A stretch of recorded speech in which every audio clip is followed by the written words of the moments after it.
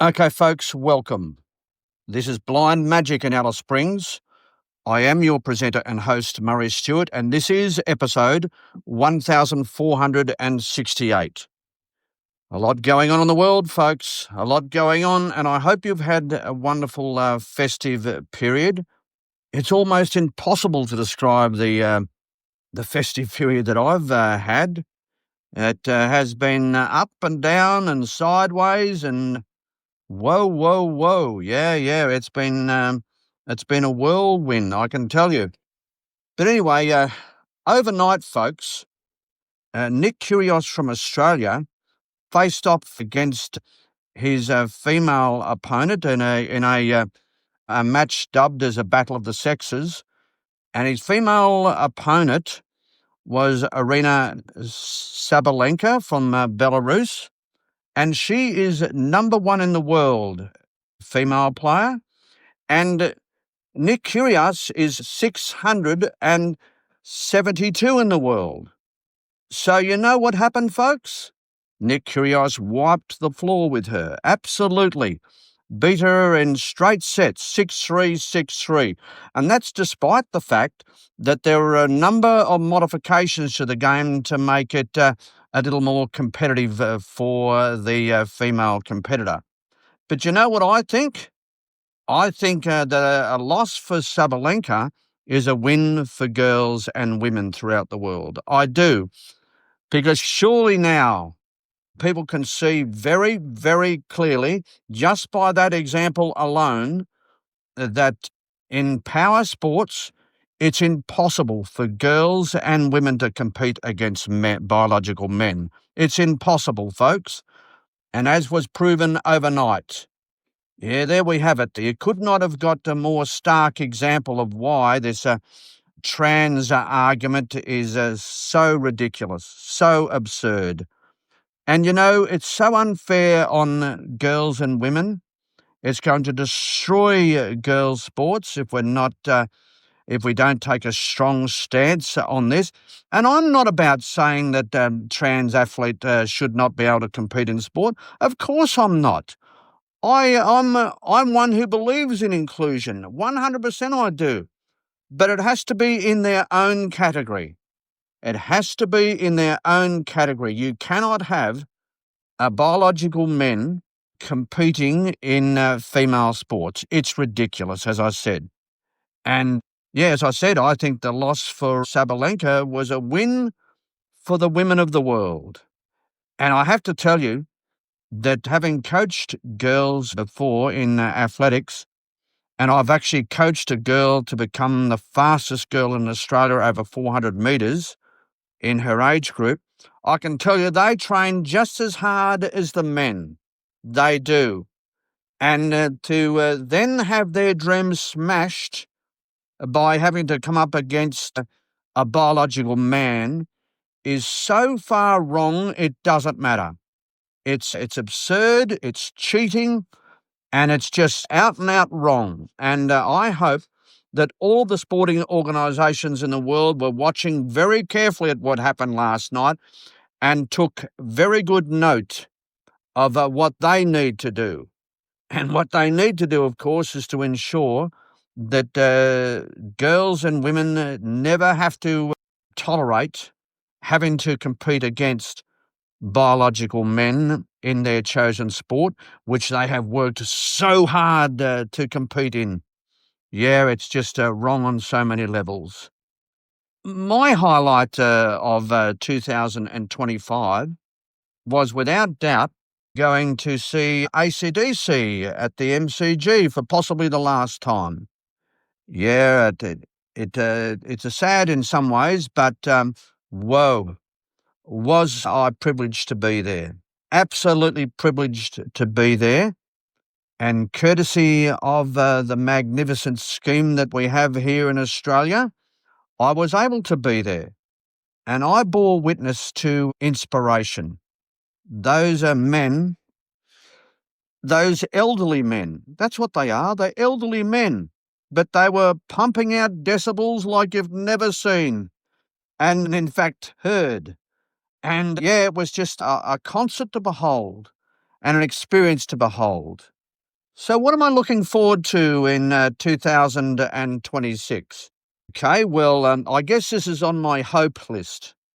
I hope that St Kilda can make the finals and maybe even go all the way in 2026. That's the St Kilda AFL team. And I'll tell you what I also hope for.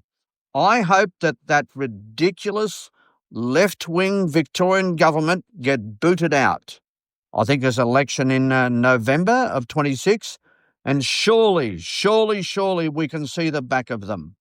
They have turned Victoria upside down and inside out. That once great state is now over $200 billion in debt, and crime is out of control.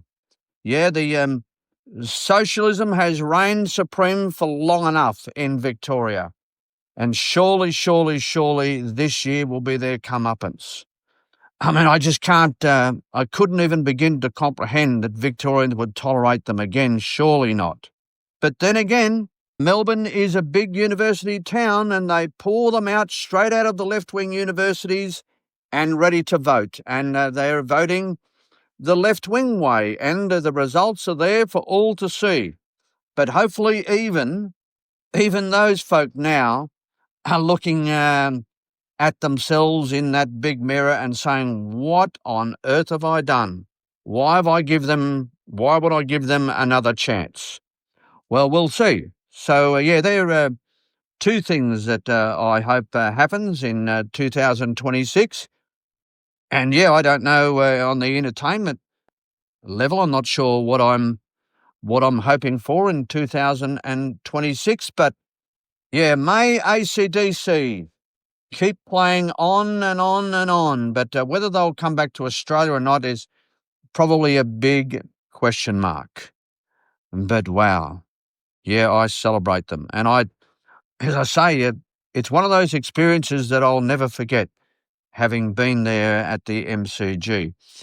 And of course, we all hope that this year will be a year of peace and togetherness, not only here in Australia, but also across the world. And may we get a Royal Commission into all that has gone on and led up to what happened in Sydney.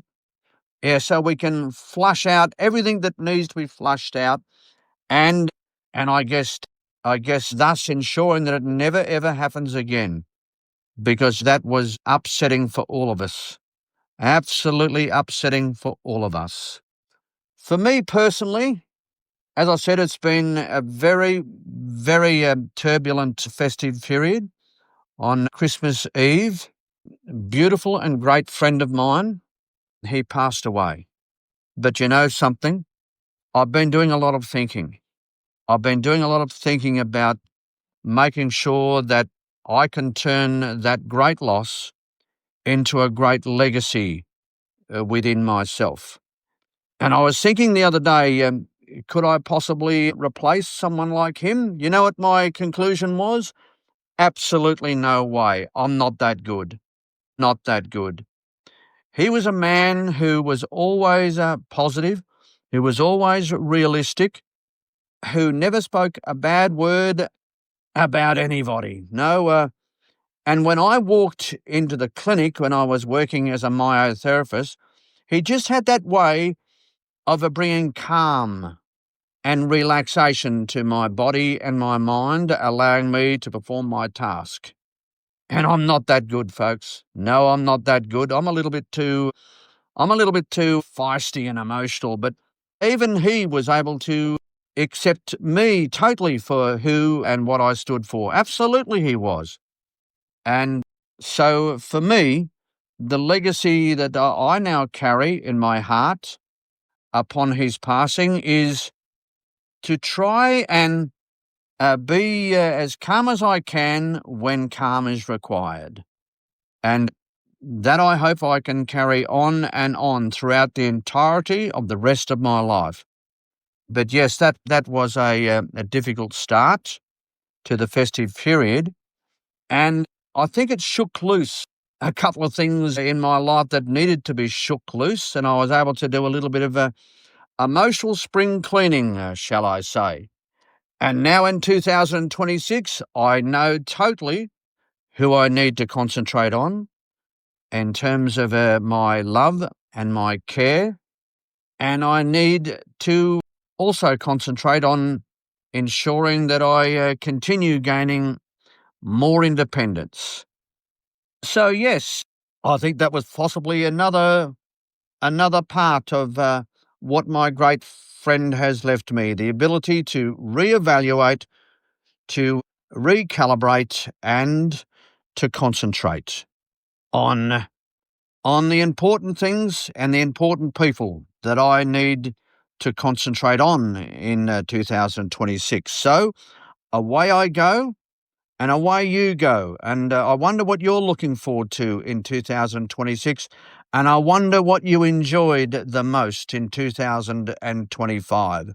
That's a little bit of a snapshot of what I've been thinking about and doing. And it's, as I said, it's been an upside down, inside out sort of festive period for me. And I hope for you that you've landed on your feet the way I've landed on mine, and ready to go to make this the best possible 2026 for all of us. This has been, and it always will be, and I'm turned to my wonderful support worker, Heather. I think this is 1468. Yeah, that's right. Hey, whoa, I'm on the song. All right, this has been and always will be episode 1468, a Blind Magic Communications production. Okay, I'll just